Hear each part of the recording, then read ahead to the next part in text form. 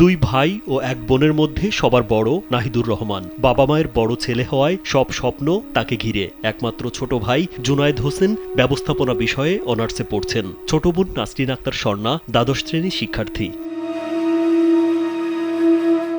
গেল ৫ আগস্ট সরকার পতনের পর বিজয় মিছিলে গুলিবিদ্ধ হয়ে এক চোখ হারান নাহিদ।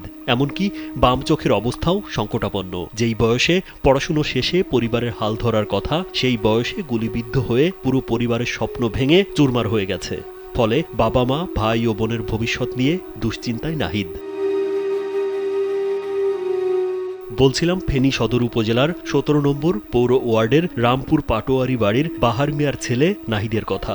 এলো ভিশন মুশকিল আসান অফার। যে কোনো ব্র্যান্ডের পুরনো ফ্রিজ নিয়ে চলে আসুন ভিশন শোরুমে আর নিয়ে যান নতুন ভিশন ফ্রিজ ২০% পর্যন্ত ছাড়। বাবা ফেনীর একটি আবাসিক হোটেলের ম্যানেজার।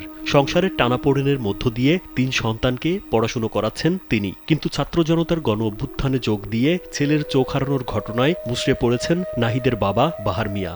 চতুর্দিকে টান পড়ে গেছে। আমি ছোট্ট একটা পাড়াবো চাকরি করি, আমার ওরকম আয় রোজগার নাই। বড় ছেলের উপর আশা ছিল সে একটা কিছু করবে, কিন্তু আল্লাহর হুকুম সেটা তো হইল না। এখন পুরো চিকিৎসাও করতে পারতেছি না।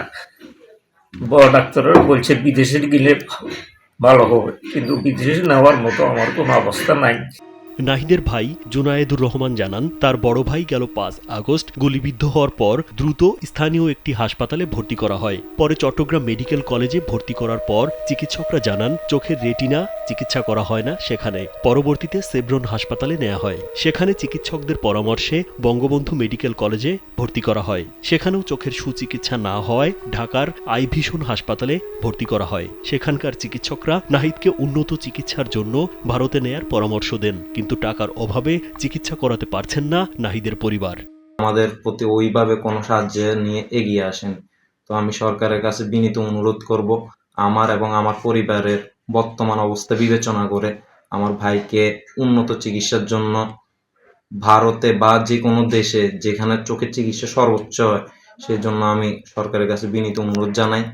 গুলিবিদ্ধ নাহিদ জানান, ফ্যাসিবাদী সরকারকে হটাতে এত কিছু করলেও এখন তার পাশে কেউ নেই। এখন সুচিকিৎসা না করলে তার অন্য চোখটাও অন্ধ হয়ে যাবে। বাম পাশের চাপালের এই দিকে ব্যথা করে উঠে, আমার চোখে ডব ইউজ করা লাগে। আমি এখনো শান্তিতে নেই।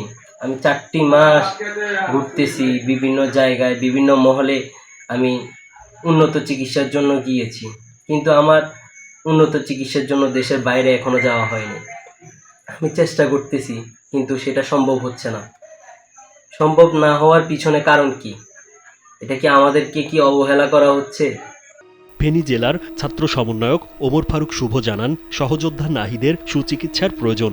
তাকে বিদেশে পাঠানোর জন্য অন্তর্বর্তী সরকারের কাছে দাবি জানান তিনি। আওয়ামী লীগের সন্ত্রাসী দ্বারা গুলিবিদ্ধ হয়, এক চোখে রেটিনা হারানোর পরে আপনার এখন ওর আরেকটা চোখও হারানোর পথে। আমি অন্তর্বর্তীকালীন সরকারের দৃষ্টি আকর্ষণ করব, তার চোখের সুচিকিৎসার জন্য যতটুকু সম্ভব তাকে দেশের বাইরে পাঠানো খুব দ্রুত প্রয়োজন মনে করছি আমরা বৈষম্যবিরোধী ছাত্র আন্দোলন ফেনী জেলা থেকে। এ বিষয়ে ফেনী সদর উপজেলা নির্বাহী কর্মকর্তা মোহাম্মদ নাজমুল হাসান জানান, ছাত্র জনতার আন্দোলনে আহতদের তালিকা তৈরির কাজ চলছে। উপজেলা প্রশাসনের পক্ষ থেকে তাদের খোঁজখবরও নেওয়া হচ্ছে।